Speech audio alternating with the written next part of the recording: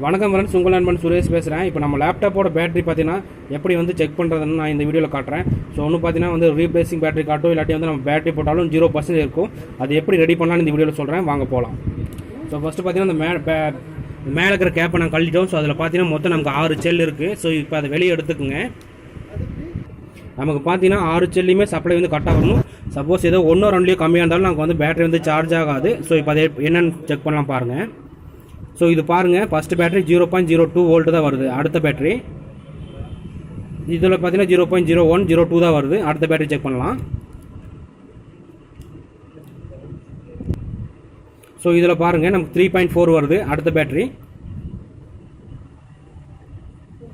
So இதுவும் 3.4 வருது. மற்ற ரெண்டுலையுமே பார்த்தீங்கன்னா வோல்ட் வந்து கரெக்டாக இருக்குது. ஸோ இதுக்கு நம்ம என்ன பண்ணோம்னா, ஸோ நம்மகிட்ட வந்து இந்த ஒர்க் ஆகாத 2 பேட்டரி ரிமூவ் பண்ணிட்டு நம்மகிட்ட ஒர்க் ஆகிற மாதிரி 2 பேட்டரி இருந்தால் போட்டு செட் பண்ணிட்டு நமக்கு வந்து பேட்டரி வந்து ஒர்க் ஆகும். இந்த வீடியோ பிடிச்சா மறக்காமல் லைக் பண்ணுங்கள், அப்படியே என்ன ஃபாலோ பண்ணிக்கோங்க.